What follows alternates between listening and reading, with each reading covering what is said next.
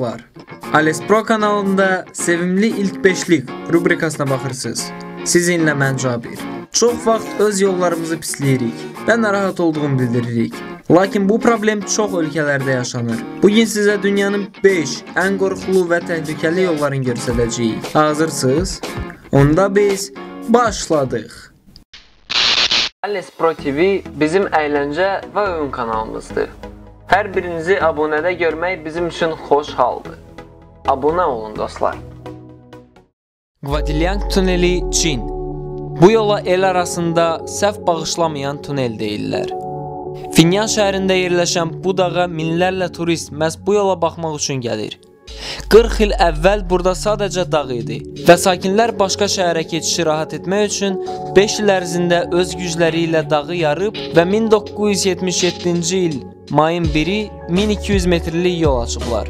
Tunellər çox dar olduğuna görə çox vaxt motosikletlərdən istifadə etməyə məsləhət görürlər.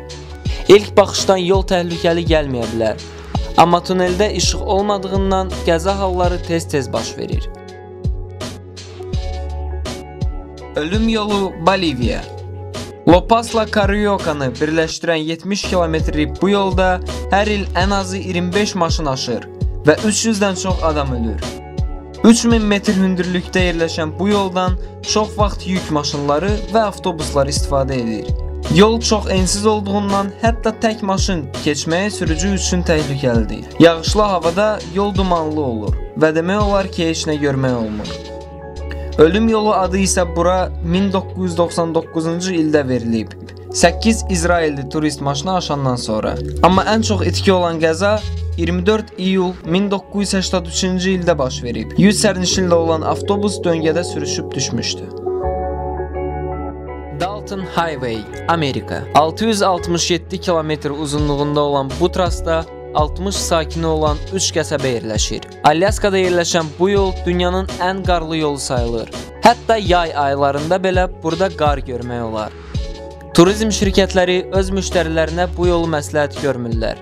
Maşın icarəyə verən şirkətlər də öz müqavilələrində bu yoldan istifadə etməmək şərti ilə öz maşınlarını verirlər.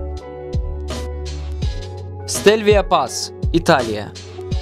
Dünyanın ən çox döngəsi olan yollardan biri. 1820-ci ildə tikilən Zigzag adlı bu yol 2000 metr hündürlükdə yerləşir. Yol çəkməkdə əsas məqsəd isə Lampardio şəhərinin İtaliyaya birləşdirmək olub. 60-dan çox çətin və təhlükəli döngəsi olan bu tras yalnız iyuldan sentyabra kimi açıq olur. Qış aylarında isə yolu bağlayırlar.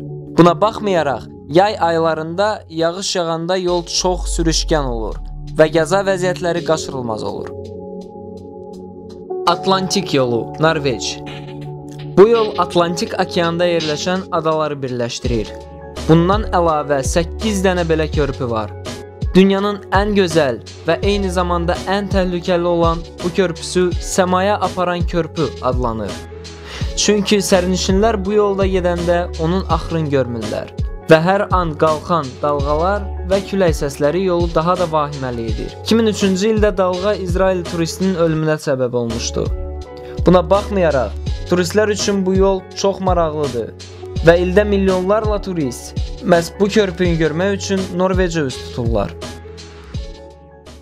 Bugünlük bu qədər dostlar. Hər bir abunəçiyə özləri minnətdarlığımızı bildiririk. Abunə olmayanlar isə mütləq abunə olsunlar. Nə qədər çox like olsa, o qədər də çox video olacaq. Gələn həftə görüşmək ümidi ilə. Hələlik.